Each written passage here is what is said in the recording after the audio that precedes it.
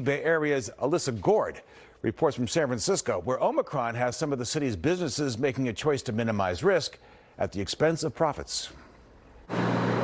On a typical New Year's Eve, Moby Dick Bar is usually brimming with people. This year, the doors will be locked and the bar empty. So it's upsetting, but it's not upsetting enough to decide that we have to forego being safe. With Omicron spreading and an employee testing positive, owners at this Castro bar opted to shut down just before Christmas, with no plans to reopen until after New Year's. So no matter how safe we are, it doesn't mean that other people are safe or being safe outside of our bar. Even though San Francisco's population is highly vaccinated, cases are rising. At UCSF hospitals in the weeks leading up to New Year's, Dr. Bob Wachter says that test positivity rate has gone way, way up. While some San Francisco businesses are opting to shut their doors on New Year's Eve, others are trying their best to make it work safely.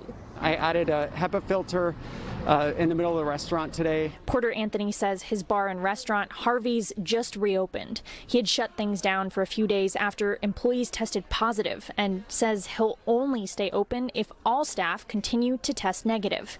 To keep that promise, he's been running around the Castro in search of COVID-19 tests for them. We're sort of shooting from the hip and trying to stay as safe as we can. Just today, San Francisco announced its much-anticipated New Year's fireworks show will be canceled. Dr. Wachter says he understands people are eager to celebrate the new year. But at the end of the day, he recommends exercising more caution, at least until Omicron subsides. If your goal is to try to not get COVID, you really can't do an indoor gathering, particularly without testing, and say that and feel comfortable that it's completely safe. Alyssa Goard, NBC Bay Area News.